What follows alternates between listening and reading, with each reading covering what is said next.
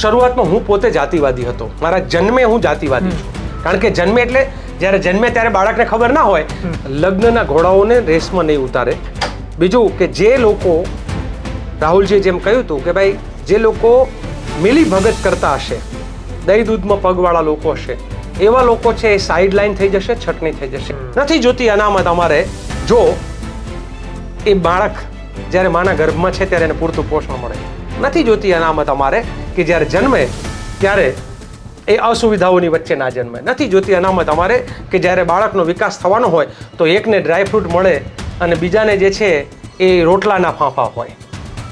બરાબર છે? તો બંનેને સરખું પોષણ, સમાન પોષણ, સમાન રક્ષણ ને સમાન શિક્ષણ આપી દો, પછી અનામત નથી જોતી. હું કદાચ સંઘી RSSની શાખામાં ગયો તો હું જાતિવાદી હોત, હું ધર્માંધ હોત. જાતિ અને વર્ગ બેનું આમ મિશ્રણ કરીને જે સોલિડ પ્રકારનો એક નવો જાતંકવાદ આપણે ઊભો કર્યો છે. આતંકવાદનું તો બહુ સાંભળ્યું બધાએ, પણ આ જે જાતંકવાદ છે, આ જાતંકવાદ છે એટલે મને એવું લાગે છે કે આપણને બહુ ભ્રમમાં રાખે છે, નશામાં. ન નરેન્દ્રભાઈનો, શાહજીનો. આ નશાની જોડી છે ને આપણને નશામાં રાખે છે. અમે ઊંચા છીએ, બીજા નીચા છે ને તોય તમારી વાત સાંભળીએ છીએ, એવું જે માનતા હોય. અથવા તો જુઓ, હું આટલા ઊંચા કુળમાંથી આવું છું ને તોય ગરીબો માટે કામ કરું છું, તો એ જે છે ને એ ચેરિટી અપ્રોચ છે. દયા, દાન, જાણે કોઈ માટે ભિક્ષા હોય, કોઈ માટે ઉપકાર. એક ગેંગ રેપમાં ભારત સરકાર બદલાઈ જાય. દિલ્હીની બનેલી ઘટનામાં ગુજરાતમાં 61 ગેંગ રેપ છે અને એમાંના અમુક ગેંગ રેપ તો એવાય છે કે ભારતીય જનતા પાર્ટીની શિબિરમાં થયેલા છે.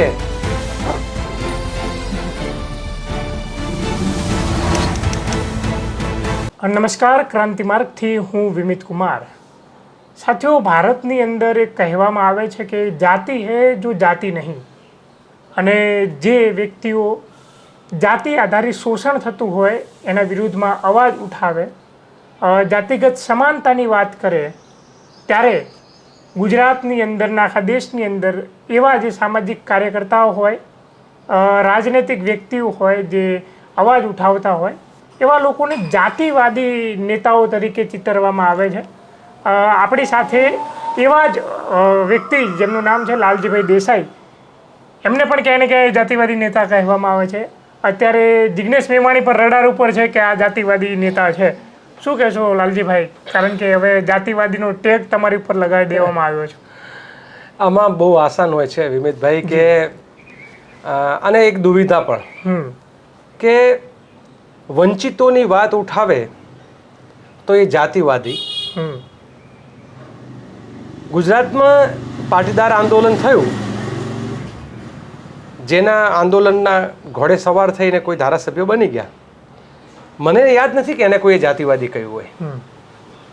કારણ કે એવા જ આંદોલનો, નવનિર્માણ આંદોલન જે છે એના વિશે, પછી અનામત આંદોલન, ગુજરાતમાં અનામત વિરોધી આંદોલન. અનામત વિરોધી આંદોલન આખું જાતિવાદી આંદોલન હતું કે જે વંચિતોના અધિકારોને છીનવી લેવા માટેનું આંદોલન હતું. તેમ છતાં એને જાતિવાદી નથી કહેવાનો.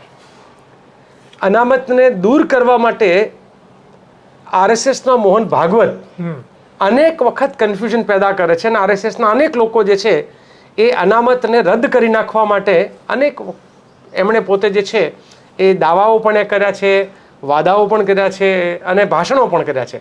એને કોઈ જાતિવાદી નથી કહેતું. તકલીફ આપણે ત્યાં એ છે, મારે એક સવાલ ક્યારેક પૂછવાનું મન થાય કે માનો કે હું ચોક્કસ એક જાતિમાં જન્મ્યો હોય અને હું માત્ર મારી જ જાતિની હોસ્ટેલો બનાવું, માત્ર મારી જ જાતિ માટેના શૈક્ષણિક સંકુલો બનાવું, માત્ર મારી જ જાતિના યુવાન યુવતીઓ નોકરી લાગે એના માટે હું ટ્રેનિંગ સેન્ટર બનાવું કે એકેડેમિક ઇન્સ્ટિટ્યૂટ બનાવું, ત્યારે હું જાતિવાદી નથી બનતો. પરંતુ જો હું એ વંચિતોના હકની લડાઈ લડું તો ત્યારે હું જાતિવાદી બની જાઉં છું. એટલે જે આજે જે સમૃદ્ધ, હું માનું છું કે સામાજિક અને આર્થિક, શૈક્ષણિક અને રાજનૈતિક રીતે જે જાતિઓ ટોચના સ્થાને બેઠેલી છે, એણે પોતાના સંકુલો બનાવ્યા છે. અનેક ઉદાહરણો છે આજકાલ.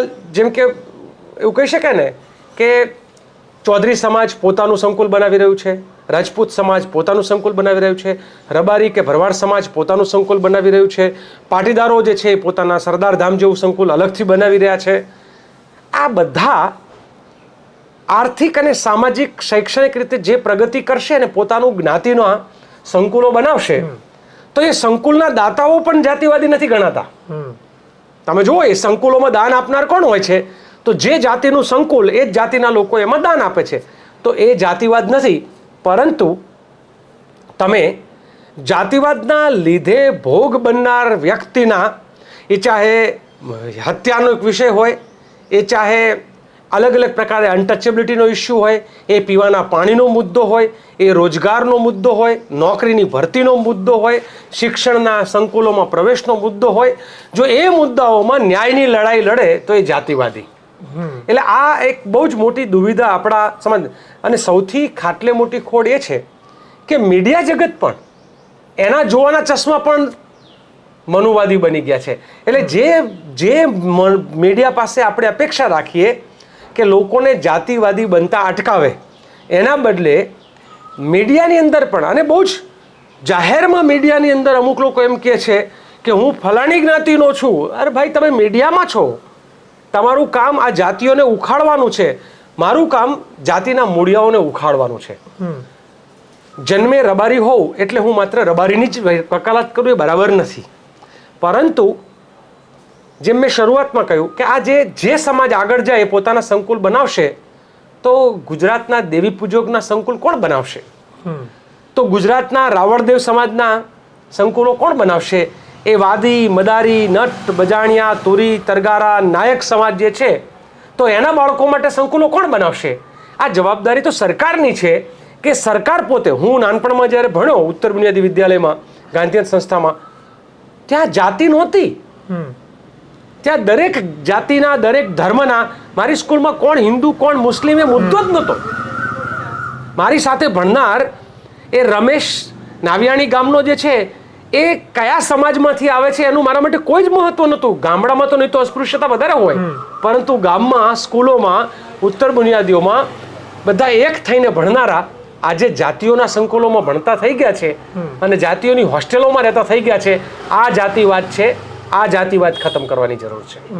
પણ પેલા કહેવાતું કે બધા વાતો કરતા કે ચપરાસીનો છોકરો હોય કે રાષ્ટ્રપતિનો છોકરો, આપણે એવા દેશનું નિર્માણ કરવાનું છે કે બંને એક બેન્ચીસ ઉપર ભણવા માટે મજબૂર થાય. અને મને લાગે છે કે ભૂતકાળમાં આપણે જઈએ, ભારત દેશ આઝાદ થયો પછીની જે શિક્ષણ વ્યવસ્થા હતી એમાં તો એક કલેક્ટરનો હોય કે મામલતદારનો હોય, દીકરો કે દીકરી હોય, બધા એક જ સ્કૂલમાં ભણતા હતા. મારે ખબર છે કે મારી પ્રાથમિક શાળાનો શિક્ષકના દીકરા દીકરી મારી સાથે ભણતા હતા. મારા ગામના સરપંચના દીકરા દીકરી મારી સાથે ભણતા. એટલે મારા ગામના અમીરના વ્યક્તિ હોય કે ગરીબ ઘરનું હોય, અમે એક જ સ્કૂલમાં ભણ્યા છીએ. આ એક જે નવી આખી વ્યવસ્થા આવી છે, જેને કહેવાય છે ને કે લિટરસી ફોર ક્લાસ અને લિટરસી ફોર માસ અને એજ્યુકેશન ફોર ક્લાસ.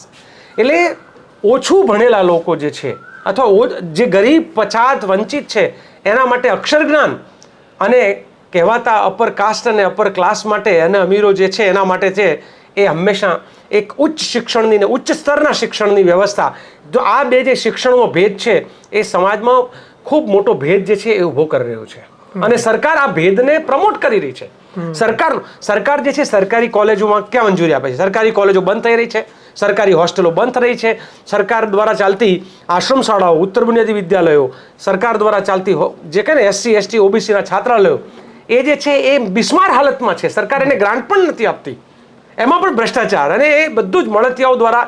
તો એના લીધે શું થયું છે કે આખું વંચિતોની શિક્ષણની જે વ્યવસ્થા હતી એને ખતમ કરી નાખવામાં આવી છે. તમે જુઓ તો ખરા કે એક બાજુ એવા ધામ ને એવા હોસ્ટેલો બની રહી છે કે જેમાં દીકરા દીકરીઓ એ તમે વર્ષે લાખ 2 લાખ ફી આપી શકે, અને AC રૂમ હોય, ટ્યુશનની વ્યવસ્થા હોય, ટેકનોલોજી હોય, અદ્યતન હોય બધું. અને એક બાજુ મારા ડાંગ, નર્મદા કે તાપી, દાહોદના જે દીકરા દીકરીઓ છે કે છોટાઉદેપુરના છે, એને નદીઓ ઓળંગીને જવાનું, ડુંગરાઓ ચડીને જવાનું, અને જાય ત્યારે ખબર પડે કે શિક્ષક હાજર નથી. એ કચ્છની અંદર જાઓ, રણની અંદર લૂની વચ્ચે પણ બાળકોને થાય કે સ્કૂલે જશું ત્યારે ખબર પડે કે શિક્ષક તો મહિનામાં એક જ વખત આવે છે. એ કેવી રીતે શિક્ષણ લે? તો આ આખી જે જાતિ અને વર્ગ બેનું આમ મિશ્રણ કરીને જે સોલિડ પ્રકારનો એક નવો જાતંકવાદ આપણે ઊભો કર્યો છે. આતંકવાદનું તો બહુ સાંભળ્યું બધાએ, પણ આ જે જાતંકવાદ છે, આ જાતંકવાદ છે માત્ર એ થાનના 3 દલિતોની હત્યા હોય કે અન્ય જગ્યા ઉપર અમરેલીની ઘટના હોય કે પછી એ જાખોત્રાની ઘટના હોય કે વિરમગામ, હું એક ઘટનાની વાત નથી કરતો, અનેક ઘટનાઓમાં જાતંકવાદ તમને દેખાય છે. અને એવું બની રહ્યું છે કે જાતિઓ સામસામે ટકરાઈ રહી છે. આ જાતિઓ સામસામે જે ટકરાય છે એનું મૂળ કારણ છે કે સરકાર પોતે શિક્ષણમાંથી હાથ ઊંચા કરી દીધા છે, સ્વાસ્થ્યમાંથી હાથ ઊંચા કરી દીધા છે, સંરક્ષણમાંથી હાથ. દેશનો વિકાસ થાય, રાજ્યનો વિકાસ થાય તો શિક્ષા, સ્વાસ્થ્ય, સુરક્ષા અને સુવિધા, આ 4 જે છે ને સરકારની જવાબદારી છે કે સમન્યાયી હોય. સરકારે તમે જુઓ એક પછી એક શું કર્યું, ટ્રાન્સપોર્ટેશનના 70% રૂટ બંધ કરી દીધા. 70% વાહન વ્યવહાર જે પબ્લિક ટ્રાન્સપોર્ટેશન વ્યવસ્થા હતી એને ખતમ કરી નાખી. એનો મતલબ શું થયો કે પ્રાઇવેટ ટ્રાન્સપોર્ટેશન. પ્રાથમિક શાળાઓ ઉત્તર બુનિયાદીઓ હોય કે ઉચ્ચતર વિદ્યાલયો હોય કે હાઈસ્કૂલો હોય, સરકારી શાળાઓ નહીં રાખવાની, એનું ખાનગીકરણ. એટલે શું તો કે સરકારીકરણ બંધ, ખાનગીકરણ શરૂ, એટલે શિક્ષણનો વેપાર. સિવિલ હોસ્પિટલો જે સરકારની હતી, મારા તમારા અને આપણા સૌના વડવાઓના પરસેવાની કમાણીમાંથી એના ટેક્સના પૈસાથી બનેલી એ સિવિલ હોસ્પિટલો જે છે એને બંધ કરીને, તાળા લગાવીને અથવા તો એને બિસ્માર હાલતમાં કરી દઈને પછી એ હોસ્પિટલો છે એ પ્રાઇવેટ ટ્રસ્ટોને આપવાની. આ પ્રાઇવેટ ટ્રસ્ટ કોણ? તો અગેન જેની પાસે સરકારમાં પહોંચ છે અને પૈસા છે. અને પહોંચ અને પૈસા કોની પાસે છે એના વિશે અનેક વખત બોલ્યો છું કે મનુવાદી વિચારધારાને આગળ લઈ જનારા લોકો જે છે એ હોસ્પિટલો કબજે કરે છે, એ હોસ્ટેલો કબજે કરે છે, ટ્રાન્સપોર્ટેશન કબજે કરે છે, કોન્ટ્રાક્ટ બધા એમની પાસે છે. આ ગુજરાતના બધા કેમ કે અમે લાખો કરોડોનો વિકાસ કરીએ, આ કરોડોનો વિકાસ અબજો રૂપિયા ખર્ચતા હશો ભાઈ, ગરીબોના પરસેવાની કમાણીમાંથી ટેક્સ બને છે. આ ટેક્સ ઘણા લોકોને એવું હોય, સપોઝ હું માનો કે હું મારો તબેલો ચાલતો હોય તો મને એવું હોય કે મારું ડેરી ફાર્મ છે તો મારી કમાણી છે, પણ મારું ડેરી ફાર્મ છે ને એમાં જે 20 લોકો ક્યાંક ને ક્યાંક એનો શ્રમનો પરસેવો જોડાયેલો છે, એ પરસેવાને તો ગણતા જ નથી આપણે. એટલે ખરેખર પેદા એ લાલજી દેસાઈ નહીં, પરંતુ એ દૂધનું ઉત્પાદન અને દૂધમાંથી થતી આવક એ તો અનેક લોકોના એ પરસેવાની કમાણી છે. એ ટેક્સ પેયર ઇનડાયરેક્ટલી છે. કદાચ હું ટેક્સ ભરું, એ મારું દૂધ ડેરીમાં જાય ને ડેરી પછી ટેક્સ ભરે, તો આ ટેક્સ માત્ર હું નથી ભરતો, આ ટેક્સ માત્ર મારો નથી જતો, આ ટેક્સ જે છે એ પેલાના પરસેવાને, એ ઈંટના ભઠ્ઠાના મજૂરો હોય, એ મિલના મજદૂર હોય, એ હીરાના કારખાનામાં હીરા ઘસનારા હોય. તમે જુઓ તો ખરા આત્મહત્યા કોણ કરે છે? આત્મહત્યા જે કરે છે મજદૂર કરે છે, ખેડૂત કરે છે, પશુપાલક કરે છે, એ ગરીબ ઝૂંપડપટ્ટીમાં રહેનાર વ્યક્તિઓ કરે છે. અમીરો તો બહુ તો શું થાય છે કે દેવાળું ફૂંકી દીધું છે, બેંકની નોટિસ આવી ગઈ અને કહ્યું કે ભાઈ ફલાણી અનિલ અંબાણીએ નાદારી નોંધાવી.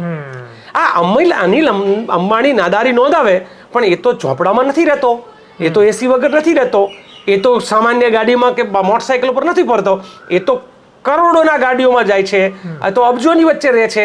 એ નાદારી નોંધાવે તો હજારો પરિવાર જે છે એની દયનીય સ્થિતિ થઈ જાય છે. એટલે અંતે આ ગરીબો, મજદૂરો, મહેનતકશ વર્ગના પૈસામાંથી જે કોન્ટ્રાક્ટરો કમાય છે, કરોડો કમાય છે, એમાં જે કાળા પૈસા કમાય છે, કારણ કે બધું ચોખ્ખું નથી હોતું, એટલે જે કોન્ટ્રાક્ટરો કમાય અને કાળા નાણાંની કમાણી મોટા ભાગે પાપને ધોવા માટે મોટા ભાગના દાનવીરો જે છે એ કાં તો પોતાની જાતિમાં દાન કરે છે, કાં તો પોતાની જાતિના મંદિરોમાં દાન કરે છે. એટલે શું બની રહ્યું છે કે અંતે જે નાણું સરકારમાં જવું જોઈતું હતું એ કાળું નાણું કોઈ જાતિના વિકાસમાં જાય છે. અને જાતિના વિકાસમાં જ્યારે જાય છે ત્યારે એક ભેદ વધારે બને છે કે અ નામની જાતિ અનેક ગણી આગળ વધે છે અને ક નામની જાતિ જે છે એ હાંસિયામાં ધકેલાતી જાય છે. પણ જ્યારે તમે આને સમાનતાની વાત કરો, જ્યારે તમે સમરસતાની વાત કરો, તો તમને જાતિવાદી ચિતરવા પાછળનું કારણ શું હોય? હું એવું માનું છું કે શરૂઆતમાં હું પોતે જાતિવાદી હતો. મારા જન્મે હું જાતિવાદી છું.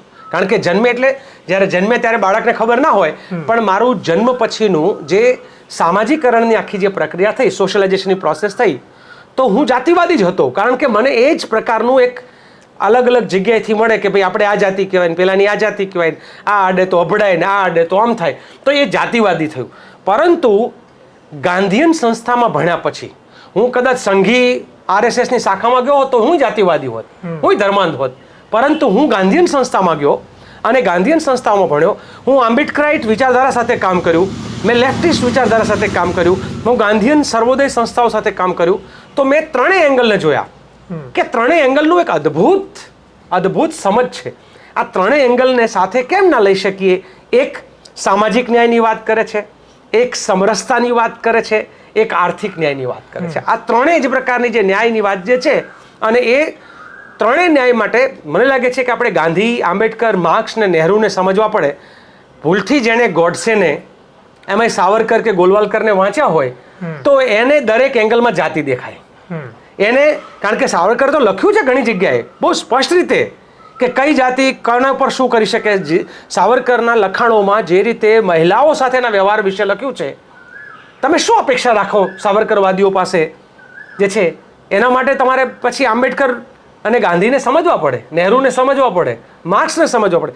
એટલે જે મીડિયામાંથી અથવા જે રાજનેતાઓ વાજપેયી, સંઘી, એ હું એક ચોક્કસ એમ કહું છું કે જ્યારે તમે જાતિમાં જ્ઞાતિમાં જન્મ લ્યો છો, માત્ર તમારી જ જાતિ મહાન, માત્ર તમારી જ જાતિ આગળ જવી જોઈએ, માત્ર તમારી જાતિ સિવાય બીજા કોઈનો તમે પક્ષ ના લ્યો તો તમે જાતિવાદી છો. પણ માનો કોઈ જિજ્ઞેશને જાતિવાદી કહે તો હું એટલા માટે ના માનું, બિલકુલ. એટલે કહેવાય ને આઉટરાઇટ રિજેક્ટ કરું આ વાતને. કારણ કે જિજ્ઞાસ છે એ તો જાતિ છોડો, એ ધર્મવાદી પણ નથી, એ માનવતાવાદી છે. કારણ કે જે રીતે જિજ્ઞેશે એ માઇનોરિટીના મુદ્દા હોય, એ TRP ગેમ ઝોનમાં એ ચાહે કોઈ પણ વર્ણના, હું કારણ કે આમાં કોઈકને એમ કહ્યું ભાઈ સવર્ણ અને અવર્ણ, તો આ તો બધી બનાવેલી વ્યાખ્યાઓ છે, આપણે તો એમાં માનતા પણ નથી. પણ સોકોલ્ડ અપકાશ જે છે તો એના બાળકો પણ ત્યાં હતા, મોરબીના ઝૂલતા પુલમાં પણ જે છે આ બાળકો. એટલે કોઈ માનો કે હું કે જિજ્ઞેશ જ્યારે લડાઈ લડવાઈ જાય, આ ઝોપડપટ્ટીમાં મકાનો લોકોના પડ્યા, તો ઠાકોરના મકાનો પડ્યા તો પણ જિજ્ઞેશ ગયો હતો, હું ગયો હતો. અને રબારીઓના મકાન માલધારીઓના પડ્યા ત્યાં પણ ગયા હતા, કે દલિતોના પડ્યા તો પણ ગયા, અને માઇનોરિટીના પડ્યા તો પણ ગયા, અને અંબાજીમાં બ્રાહ્મણનું મકાન પડ્યું તો પણ ગયા. તો તમે જ્યારે કોઈ પણ શાસનના ભોગ બને છે ત્યારે એનો અવાજ તમે ઉઠાવો છો, એનો અવાજ ઉઠાવવો એ જાતિવાદ નથી. હા, પણ મીડિયાને અને રાજનેતાઓને આમાં જાતિવાદ એટલા માટે લાગશે કારણ કે 90% કિસ્સામાં બુલડોઝર SC, ST ને OBC ને માઇનોરિટીના ઘર ઉપર જાય છે. હવે માનો મારે ચલો ઉઠાવવો છે મુદ્દો, કોઈ આ SC, ST, OBCમાં ના હોય એવા લોકોના મકાનો ઉપર બુલડોઝર ફરે તોય હું જવા તૈયાર છું. પણ 90% કિસ્સામાં ત્યાં જ ફરે છે, એટલે અમે ત્યાં જઈએ. ઝઘડાઓ જે થાય છે મોટા ભાગે એ હેવ્સ એન્ડ હેવ નોટ, જેની પાસે છે એ તો તાગડધીના કરે છે, પણ જેની પાસે નથી, એટલે કહે ને કે પાણી ઓછું હોય ને માછલીઓ જાજી હોય તો જીવવા માટે માછલીઓ એકબીજાને, તો એ જે આખી ઘટના ઘટે છે એમ SC, ST, OBC જ્યારે સામસામા આવે છે ઘણી જગ્યાએ એવું બને છે. એનું મૂળ કારણ છે સંસાધનો ટાંચા છે, જીવન સંઘર્ષ છે. તો આ ટાંચા સંસાધનોમાં જીવન સંઘર્ષ કરે ત્યારે ક્યારેક એ સામસામા આવે છે. એટલે હું નથી માનતો કે આ સમજ જે છે આમાં વાંચન જોઈએ, આમાં બહુ ડેપ્થ જોઈએ. તમારે બેમાંથી રસ્તો નક્કી કરવો પડે. તમે સંવિધાનવાદી માનવતાવાદી બનશો કે તમે મનુવાદી સંઘીવાદી બનશો. કે તમે જેવા સંઘી મનુવાદી બનો એટલે તમને આખું તમારું એંગલ બદલાઈ જાય. કારણ કે એમાં ઉચ્ચ માનવવાદ શ્રેષ્ઠ, કે ને કે પેલું સુપર હ્યુમન કોન્સેપ્ટ છે. એટલે એમાં એવી માનસિકતા સાથે જ લોકો વિચારતા હોય છે કે અમે તો ઉચ્ચ કુળમાં જન્મેલા છીએ, અમે ઊંચા છીએ, બીજા નીચા છે ને તોય તમારી વાત સાંભળીએ છીએ, એવું જે માનતા હોય. અથવા તો જુઓ, હું આટલા ઊંચા કુળમાંથી આવું છું ને તોય ગરીબો માટે કામ કરું છું, તો એ જે છે ને એ ચેરિટી અપ્રોચ છે. દયા, દાન, જાણે કોઈ માટે ભિક્ષા હોય, કોઈ માટે એ ઉપકાર, એ જુદી લાગણી છે ભાઈ. તમે ફોર ધેમ, એટલે અંગ્રેજીમાં શબ્દો છે ફોર ધેમ અને ફ્રોમ ધેમ. આ ફોર ધેમ અને ફ્રોમ ધેમ એ બે જુદી વસ્તુ છે, બે લાગણીઓ જ જુદી હોય. હું એક ઓબીસી સમાજમાંથી આવતા વ્યક્તિ તરીકે હું ગમે તેટલો સંવેદનશીલ હોય પણ એક મારા ક્લાસમેટ દલિતને કે મારા ગામના વાલ્મીકીને કે આ ગુજરાતના વાલ્મીકીને કે જે અન્ય એની જે પીડા એની જે ચોટ છે ને એ હું સંવેદનશીલ હોઈ શકું પણ એને જે અનુભૂતિ હોય મને હોઈ જ ના શકે.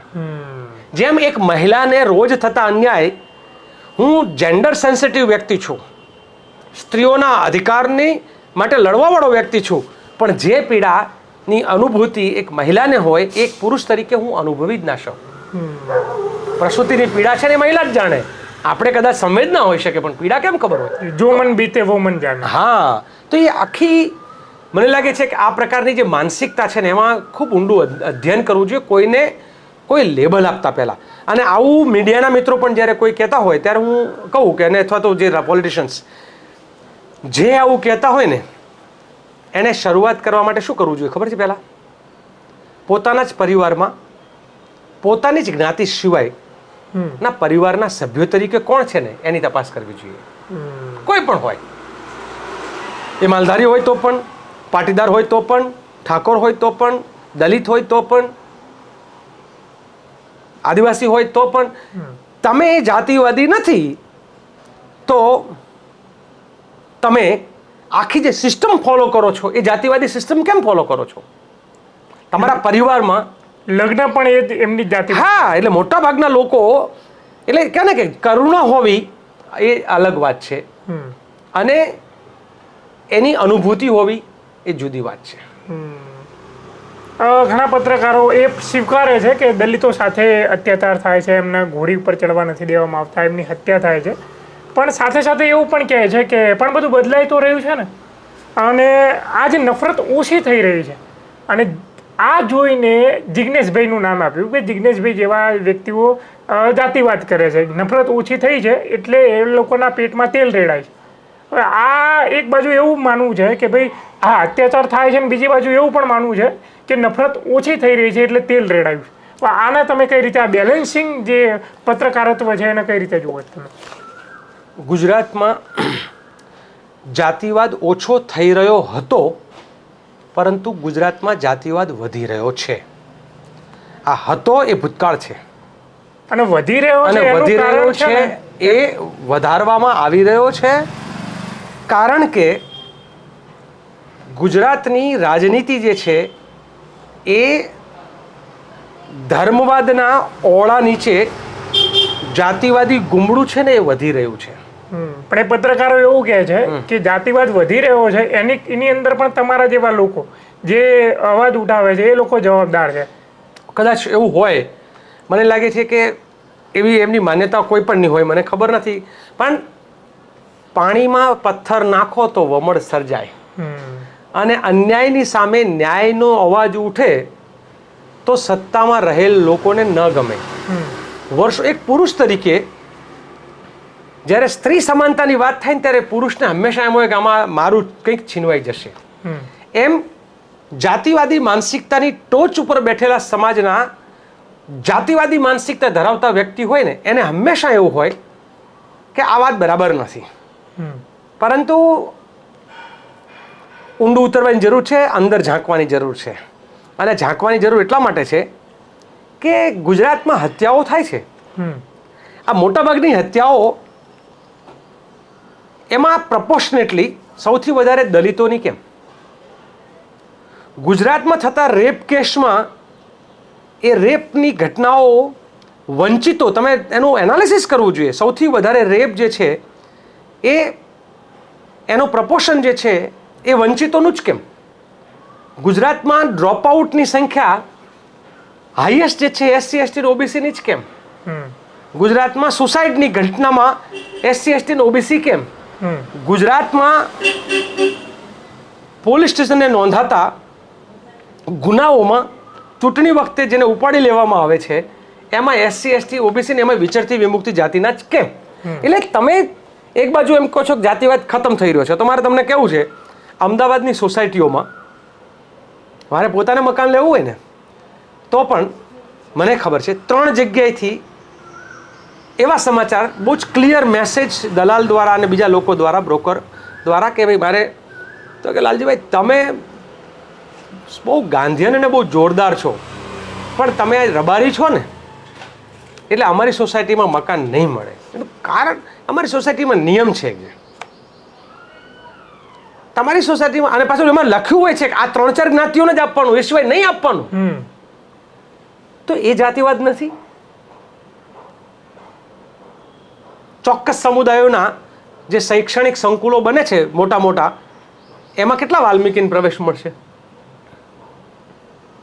એમાં કેટલા દલિત, ચમાર, એમાં દેવી પૂજક, રાવણ, એમાં કેટલાને મળશે?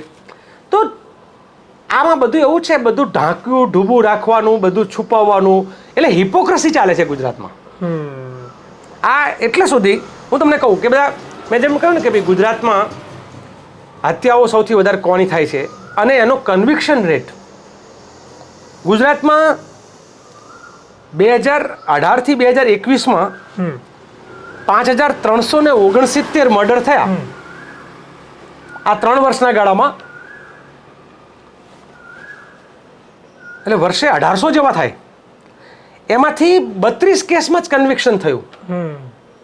તો ટકાવારી ક્યાં? એટલે લોકો એવું માની બેઠા છે કે ગમે એને મારો કાપો કંઈ ફરક નહીં. એટલે તો જો ને અમદાવાદમાં તલવારો ખુલ્લી લઈને લોકો નીકળી પડે છે. એ તલવારો લઈને નીકળ્યા હતા એ લોકો અત્યારે ક્યાં છે? બહાર હશે.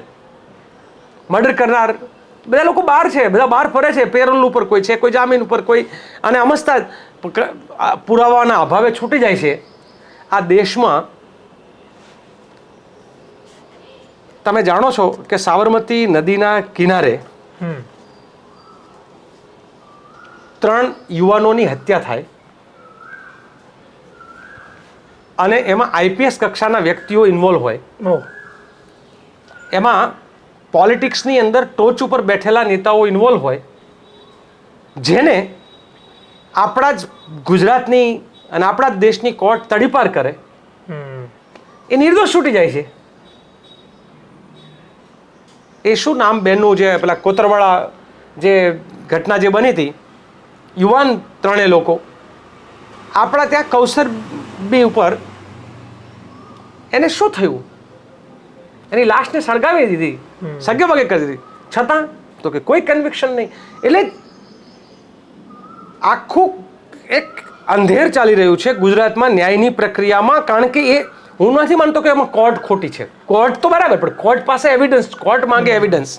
તો જે શાસન દ્વારા પુરાવાઓને નષ્ટ કરવા માટે અને પુરાવાઓ જુદી રીતે ઊભા કરવા માટેનું જે આખું જે ચાલી રહ્યું છે ને, એના કારણે આપણો દેશ અત્યારે, ગુજરાત જે છે ને, એ બિલકુલ બહુ જ ખરાબ સ્થિતિમાં છે. ગુજરાતમાં મહિલાઓ વિરુદ્ધના ગુનાઓ વધતા જઈ રહ્યા છે. વર્ષે 8000 ગુનાઓ તો નોંધાય છે. ન નોંધાતા ગુનાઓ કેટલા? ગુજરાતમાં તમને નવાઈ લાગશે, 2020 અને 2021 આ 2 વર્ષના ગાળામાં 3796 રેપ થયા, કેસ થયા. કેસ નહીં થયા હોય એવા રેપ જુદા. એટલે તમારી પાસે ઓલમોસ્ટ 3800 રેપ કેસ થાય, એમાંથી અને 61 તો ગેંગ રેપ છે. ઓ બાપરે! એક ગેંગ રેપમાં ભારત સરકાર બદલાઈ જાય. દિલ્હીની બનેલી ઘટનામાં ગુજરાતમાં 61 ગેંગ રેપ છે, અને એમાંના અમુક ગેંગ રેપ તો એવાય છે કે ભારતીય જનતા પાર્ટીની શિબિરમાં થયેલા છે. તમે કચ્છની અંદર સૌ જાણે છે કે એ શું બન્યું હતું, કે જ્યાં ભારતીય જનતા પાર્ટીની શિબિરમાં જે થયું, અને પછી એનું બધું જ સમૂહ સૂત્રું જે છે એ થઈ ગયું. તો આ હું ખાલી 1 વર્ષના ગેંગ રેપનું, આજે 2 વર્ષના જે ગાળામાં કયા કે 61 ગેંગ રેપ હતા, એમાં 1 વર્ષમાં 31 ગેંગ રેપમાંથી 5માં કન્વિક્શન થયું, 26માં છૂટી ગયા. ગેંગ રેપ તો કેવી રીતે છૂટી શકે? કારણ કે એના અનેક પુરાવાઓ હોય. કારણ કે એક વ્યક્તિ નથી, અનેક વ્યક્તિ એમાં ઇન્વોલ્વ હોય. જ્યારે અનેક વ્યક્તિ ઇન્વોલ્વ હોય ત્યારે પોલીસ માટે બહુ આસાન થઈ જાય.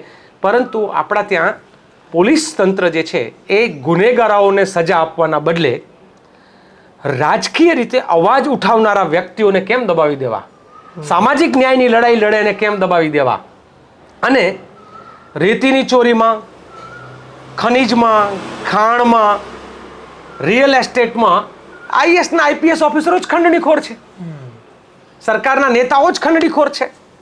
તો જ્યારે રાજનેતા અને અધિકારીઓ પોતે જ ખંડણીખોર બનીને, જુઓ તો ખરા એમના બંગલાઓ, જુઓ તો ખરા એમના પાસેના ફાર્મ હાઉસીસ, આનો અભ્યાસ કરવો જોઈએ.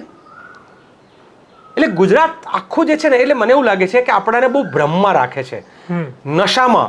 ન નરેન્દ્રભાઈનો શાહજીનો આ નશાની જોડી છે ને આપણને નશામાં રાખે છે. તમારે કંઈક આવ્યું, આમ થયું કે સિંદૂર વેચવા માંડો. એટલે ભાઈ, આપણી 27 બહેનોના સિંદૂર મિટાવી દીધા, એ 4 જણા તો મળતા નથી. એ 4 ક્યાં ગયા? અને આસમાનમાં ઉડી ગયા, ધરતી ગળી ગઈ, કે તમે છુપાવ્યા, કોણે છુપાવ્યા, કોને ક્યાં નાખ્યા, આ છે ક્યાં? એ 4 વિશે કંઈ જ નહીં. એટલે જેને સિંદૂર મિટાવનારા ઉપર કંઈ જ નહીં, એ પછી આપણા દેશના સૈનિકો પણ શહીદ થયા. અને તમે અહીંયા સિંદૂર લઈને ઘરે ઘરે વેચવા નીકળો છો.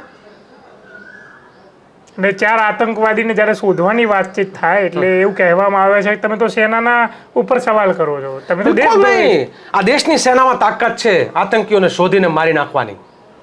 એ સીઝફાયર વાળી વાત અલગ અલગ લોકોએ કહ્યું છે કે જ્યારે સેના જીતતી હોય ત્યારે આપણે અચાનક જગત જમાદાર અમેરિકાના એ ટ્રમ્પ કાકા કહે નમસ્તે ટ્રમ્પ કરો, તો પછી એ ટ્રમ્પને નમસ્તે કરવું પડે. તમે નમસ્તે ટ્રમ્પ કાર્યક્રમ રાખ્યો તો તમારે ટ્રમ્પને નમસ્તે કરવું પડે, ઝૂકવું પડ્યું. આ તો નતમસ્તક નમસ્તે કરી નાખ્યું. અરે મને તો ત્યારે ફક્ર થાય કે મારા દેશની સેના જ્યારે વિરોધી દેશ સામે, કે જે આતંકીઓને, જે ટેરરિસ્ટોને એ ભારતમાં ઘુસાડવાનું અને પાછું છુપાવવાનું કામ કરતું હોય, એવા દેશની સામે જ્યારે મારી દેશની સેના બરાબર બહાદુરીપૂર્વક લડતી હોય, ત્યારે એ વિજય મળે તો એની ઘોષણા, સામેવાળાને પરાજિત કર્યા તો એની ઘોષણા મારા દેશનો વડાપ્રધાન કરવો જોઈએ કે હવે યુદ્ધ રોકશું ક્યારે, નક્કી મારો દેશનો વડાપ્રધાન કરે. એ અમેરિકાનો પ્રેસિડેન્ટ મારા દેશ વતી કેવી રીતે રજૂઆત કરી શકે, કેવી રીતે જાહેરાત કરી શકે, એ પણ અડધો કલાક પહેલાં. એટલે આ હું સાવરકરની કાયરતા વિશે લોકોને બધાને ખબર જ છે, 9 વખત માફીનામું છે જે, આ એ જ પદ્ધતિના બધા લોકો વારસદારો છે. એટલે લગાતાર એ કરી રહ્યા છે. ગુજરાતનું મોડલ અત્યારે ભાઈ વિમિતભાઈ, હું તો એમ કહું કે અત્યાચાર, ભ્રષ્ટાચાર અને બળાત્કારનું મોડલ છે. આ ગુજરાતનું જે છે એ આખું મોડલ જ છે. આ મોડલ સામે સવાલ ઉઠાવવાની જરૂર છે. લાલજીભાઈ, જિગ્નેશ મેવાણીએ પણ કોંગ્રેસ ઉપર પ્રહાર કર્યા છે કે જ્યારે દલિતોના મુદ્દા હોય ત્યારે કોંગ્રેસના અમુક નેતાઓ ખામોશ રહે છે, ચુપ્પી સાધે છે. એટલે ક્યાંય ને ક્યાંય કોંગ્રેસની અંદર પણ જાતિવાદ છે. મને લાગે છે કે આ વાતને હું જરા જુદી રીતે મૂકું.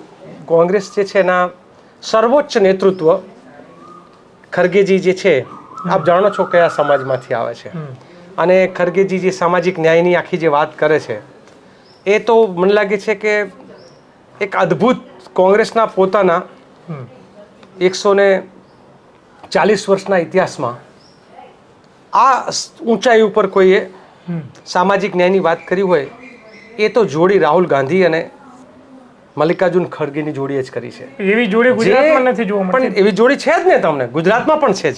એટલે હું તમને એ જ કહું છું કે એક બાજુ મારા દેશનો જનનાયક, અમારા સૌનો આદર્શ એવા રાહુલ ગાંધી હાથમાં બાબા સાહેબનું બંધારણ લઈને નીકળે છે અને આખા ભારતમાં સામાજિક ન્યાયની લડાઈ લડે છે. એટલે જે સામાજિક ન્યાયની જે લડાઈ જે છે, એ હું નથી માનતો કે આટલી મુખર રીતે, આટલી ખુલીને ભૂતકાળમાં 75 વર્ષની આઝાદીમાં ને એની પહેલાં કોઈ લડ્યું હોય. અગાઉ નહેરુજીએ વાત કરી છે, સરદાર પટેલે પોતાની રીતે વાત કરી છે, મહાત્મા ગાંધી હંમેશા કહેતા, બાબા સાહેબ આંબેડકર પણ કહેતા. પણ હું એવું માનું છું કે એક રાજકીય પક્ષના સર્વોચ્ચ નેતાએ આટલી મુખરતાથી વાત કરી હોય એવો આ પહેલો. એટલે આખી કોઈ એમ કે કોંગ્રેસ પાર્ટી દલિતોની વાત નથી કરતી, તે વાતમાં હું બહુ ગુજરાત કોંગ્રેસની વાત છે, જિગ્નેશ મેવાણી પોતે કહી રહ્યા છે. એમાં એવું છે કે ગુજરાતમાં જિગ્નેશ મેવાણી અને લાલજી દેસાઈ, બરાબર, તમે જુઓ તો અમિત ચાવડા છે તો એ આદિવાસીઓના મુદ્દા ઉપર બોલે છે, દલિતોના મુદ્દા ઉપર બોલે છે. હું અને જિગ્નેશ સાથે જ મોટા ભાગે અલગ અલગ જગ્યાએ જેવો સમય હોય પ્રમાણે સાથે જવાનું, જ્યાં જરૂર પડે તે સાથે જઈએ છીએ, જ્યાં જરૂર પડે તો અલગ અલગ રીતે પણ કામ કરીએ છીએ. વાત એક જ છે બંને લોકોનું. એટલે હું કોંગ્રેસનો જ પ્રતિનિધિ છું અને કોંગ્રેસના પ્રતિનિધિ તરીકે મેં 3 વિડીયો અમરેલીની અને જાખોત્રાની ઘટના પછી મેં મૂક્યા જ છે.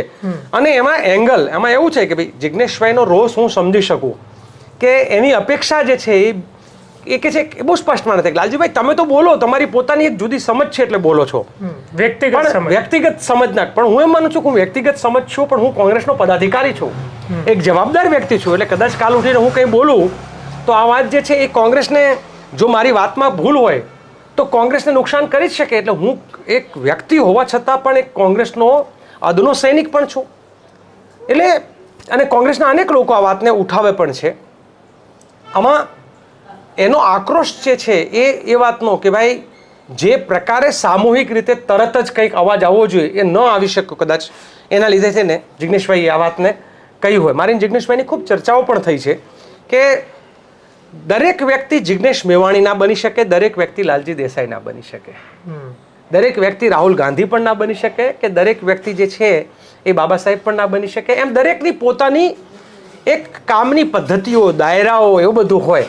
મને થાય કે ભાઈ ગુજરાતમાં સુરેન્દ્રનગર જિલ્લાના 9 માલધારીઓના ખૂન થયા તો મને થાય કે કોઈ બીજા અવાજ કેમ નથી ઉઠાવતા? ભાજપ વાળા તો ના ઉઠાવે, કોંગ્રેસ વાળા કેમ નથી ઉઠાવતા આવું?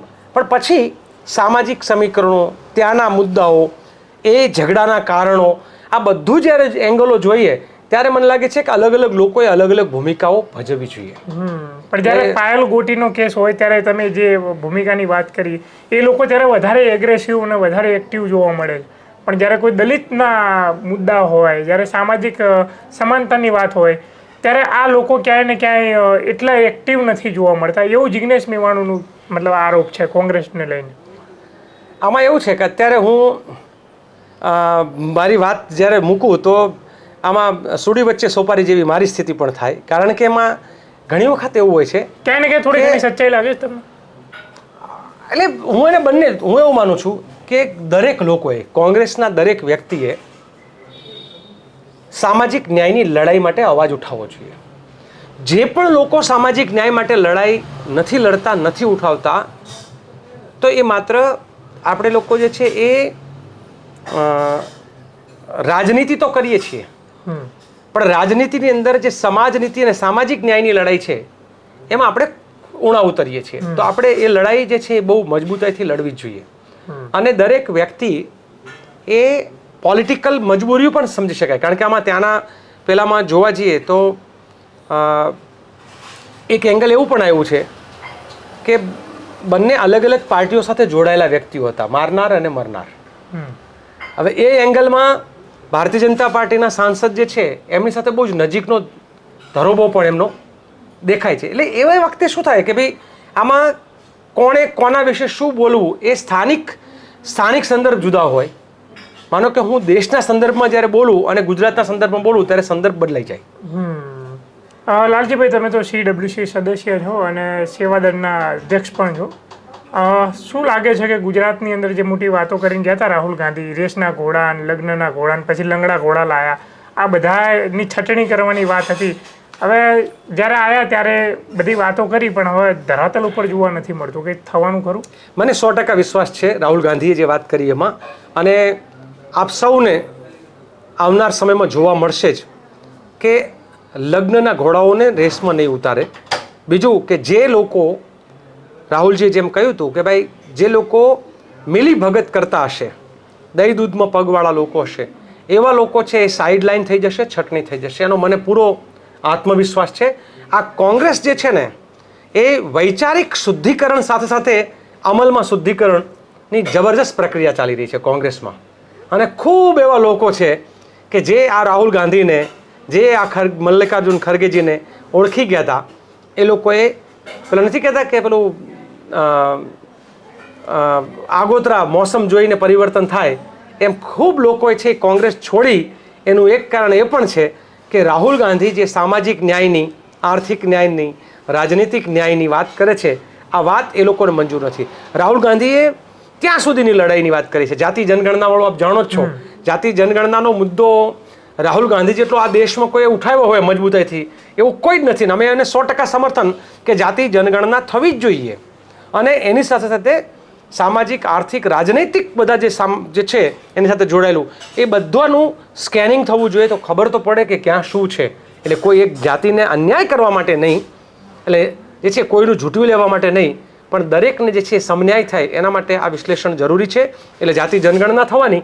હવે આ જાતિ જનગણના જ્યારે થવાની વાત છે ત્યારે રાહુલજીએ બહુ સ્પષ્ટ કે આ 50% જે તમે સીલિંગ કરી નાખી છે ને, એ 50%ની સીલિંગ પણ હટાવી દેવાની, અને હટાવી જ જોઈએ. તમે આર્થિક ઈડબ્લ્યુએસ માટે 10% ઉમેર્યા તો ઓટોમેટિકલી હટી જ ગઈ. અત્યારે 49%, 49.5 અને વત્તા બીજા 10 તો 59% થઈ ગઈ. સુપ્રીમ કોર્ટ એમ કહે છે કે 50%થી વધારે તમે ન કરી શકો, તો ઓલરેડી કરી નાખ્યું છે.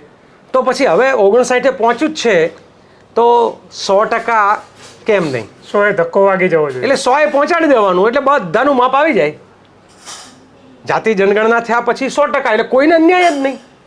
પણ આ તો પછી એવું થઈ જાય ને, વસ્તીના આધારે. બિલકુલ, વસ્તીના આધારે સામાજિક ન્યાયની, જેથી કરીને કોઈનો હક કોઈ છીનવી ના જાય. તો પછી આ બધી મેરિટની વાતો કરશે એનું શું? એટલે વિધિન ધેટ મેરિટ માટે પછી મથવાનું ને બધાય. અચ્છા, અત્યારે તો એવું છે કે એક ખૂબ તગડા ઘોડાની સાથે એક દુબળા ઘોડાને દોડાવે છે. એટલે રેસના મેદાનમાં પાછું દુબળા ઘોડાને અને તગડા ઘોડાને એક સરખું ડિસ્ટન્સ કાપવાનું, પણ એ ડિસ્ટન્સની શરતો જુદી. એકને પેલી વચ્ચે કેટલાય આટાપાટાવાળી જે છે એ વિઘ્ન દોડ, અને એકને સરળ દોડ. તો તમે એક તગડો છે એને સરળ દોડ અને દુબળો છે એને વિઘ્ન દોડ, એમ કરીને જે દૂર રાખો છો, કમસે કમ આમાં તો નહીં. અમે દુબળાની લાઈનમાં દોડશું, તગડાની લાઈનમાં દોડો, શું વાંધો છે? પણ જે આ 3% જે બ્રાહ્મણ સમુદાયના જે લોકો છે, તો ક્યાંય ને ક્યાંય એ લોકો એમ માને છે તો આ તો આના કારણે તો અમારી સાથે અન્યાય થશે. ના, બિલકુલ ના થાય ને. કારણ કે 3% એટલે 100માંથી 3 જ નોકરીઓ એમને મળશે. એમાં એવું કરવું જોઈએ. હું તો બહુ માનું છું કે જેટલી જેની સંખ્યા હોય એના આધારે આખું એક જાતિ જનગણના પછી આર્થિક, રાજનૈતિક, સામાજિક, સાંસ્કૃતિક બધા સંદર્ભોને ધ્યાનમાં રાખીને આખી જે નવી પોલિસી આવે, એમાં હું એવું માનું છું કે ચોક્કસ અત્યારે જે જનરલ કેટેગરીમાં છે એમાંય ગરીબો તો છે જ ને. એમાં તો ઈડબ્લ્યુએસ આપી દીધી, પણ એ નહીં, એટલે બધામાં ઈડબ્લ્યુએસ રાખવાની. હું એવું માનું બધા કેટેગરી પાડી દેવાની, એમાં ઈડબ્લ્યુએસ હોય. એમાં તમે કરવાનું, દરેક કેટેગરી અલગ અલગ કરો અને એમાં ઈડબ્લ્યુએસ લાવો. બરાબર છે? તો પછી એ લોકો બધાના પ્રશ્નો હલ થઈ જશે કે ભાઈ દલિતોમાં પણ રાખવાનું 50% જનરલ, 50%. પણ ઈડબ્લ્યુએસ દલિતોમાં, ઈડબ્લ્યુએસમાં બીજા ના આવે, દલિતોમાંથી જ આવવા જોઈએ. એમ ઓબીસી છે તો એમાં ઈડબ્લ્યુએસ. આ તો જાતિના વાડામાં જ રમ્યા કરવાનું, પછી એ થઈ ગયું. નહીં, વાડામાં નહીં, આમાં જાતિ એક તો છે જ નહીં ને. જો એમ કે રબારીની અલગ ને, પટેલની અલગ ને, બ્રાહ્મણની અલગ, તો પછી થાય. આપણે જે વાત કરીએ છીએ તો બધા જ લોકો એમાં બધા આવી જાય કે ભાઈ સામાજિક શૈક્ષણિક પછાત એક એવો વર્ગ છે જેને આપણે ઓબીસી તરીકે ઓળખીએ છીએ. અમે તો એને ઓડીસી કહીએ છીએ. હું તો ઓબીસી હવે નથી કહેતો. ઓડીસી જે છે એટલે અધર ડેવલપિંગ કમ્યુનિટી. અચ્છા, બેકવર્ડ ક્યાં સુધી? એમ ડેવલપ થશે. હવે ડેવલપિંગ કમ્યુનિટી, કારણ કે અમારી આશા અપેક્ષા જે છે તો વિકાસ તરફની જે ગતિ છે, ક્યાં સુધી બેકવર્ડના લેબલ લગાવીને, જેમ પેલા વિચરતી વિમુક્ત જાતિને એક લેબલ લગાવીને ડીએનટી જે છે ને પેલું એન્ટી કરતા હતા, એટલે નોટિફાઈડ ટ્રાઇબ, એટલે એની પર સિક્કો મારી દીધો લોકોએ. જાણે એથેન્સ અને રોમ ને એ બધા વખતમાં નથી પેલા ગુલામીના સિક્કા મારતા હતા, એમ ક્યાં સુધી અમારી ઉપર સિક્કા હટાવવા જોઈએ કે we are no more backwards. વૈચારિક રીતે અમે મજબૂત છીએ. સવાલ એ છે કે સંસાધનોના, જ્ઞાનના અને વિકલ્પોના અવસર નથી મળ્યા, એના માટેની તક નથી મળી. તક મળે તો કોઈ બેકવર્ડ છે ના. સમાન, મેં હમણાં એક જગ્યાએ કોઈની સાથે હું બેઠો હતો, ઇન્ટરવ્યુમાં કહ્યો હતો કે માના ગર્ભથી શરૂ કરી અને જન્મથી પછી ઉછેરથી પછી શિક્ષણથી પછી આગળ નોકરીની તક, સંસાધનોની તક, આ બધામાં સમાનતા લાવી દો, દરેક બાળક સરખું જ છે. પછી કોઈ અનામતની જરૂર નથી જોતી અનામત અમારે. જો એ બાળક જ્યારે માના ગર્ભમાં છે ત્યારે એને પૂરતું પોષણ મળે. નથી જોતી અનામત અમારે કે જ્યારે જન્મે ત્યારે એ અસુવિધાઓની વચ્ચે ના જન્મે. નથી જોતી અનામત અમારે કે જ્યારે બાળકનો વિકાસ થવાનો હોય તો એકને ડ્રાયફ્રૂટ મળે અને બીજાને જે છે એ રોટલાના ફાંફા હોય. બરાબર છે? તો બંનેને સરખું પોષણ. સમાન પોષણ સમાન રક્ષણ ને સમાન શિક્ષણ આપી દો, પછી અનામત નથી જોતી. પણ આ વર્તમાન ભારતની અંદર કે ભાવિ ભારતની અંદર તમને આ શક્ય લાગે છે કે બધા એક સમાન આવી જાય, એક લીટીની અંદર બધા આવી જાય, કોઈ ઉપર નહીં, કોઈ નીચે નહીં, કોઈની જાતિ ઉપર નહીં, કોઈ જાતિ નીચે નહીં? દુનિયાની અંદર અનેક દેશો એવા છે.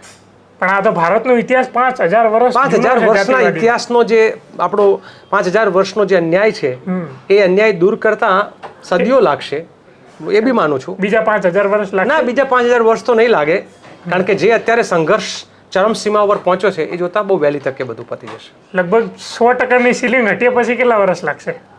એમ જો એમાં એવું છે કે તમે એક વખત આ ઘટાડશો, આ જાતિવાદને ખતમ કરીને એક સામાજિક ન્યાયની લડાઈ લડતા લડતા સામાજિક ન્યાય કરશો તો એ આર્થિક ન્યાયવાળી જ્યારે એક સમજ ઊભી થશે, રાજનૈતિક ન્યાય આવશે, તો સામાજિક, આર્થિક, શૈક્ષણિક ન્યાય આવશે, તો આર્થિક ન્યાય પણ આવશે. અને જ્યારે આ બધા ન્યાય આવશે ને ત્યારે આજ નહીં તો કાલ એ સમન્યાયી સમાન સમાજની રચના થશે. હું બહુ આશાવાદી છું. જી બિલકુલ લાલજીભાઈ, આપનો ક્રાંતિ માર્ગે સમય આપવા બદલ ખૂબ ખૂબ આભાર. આ હતા આપણી સાથે લાલજીભાઈ દેસાઈ, જેમને બેબાકીથી અને ખૂબ તાર્કિકતાથી બધી વાત મૂકી. આ વિડીયો તમને કેવો લાગ્યો અમને કોમેન્ટમાં જણાવતા જજો. જોતા રહેજો ક્રાંતિ માર્ગ, ઇન્કલાબ જિંદાબાદ.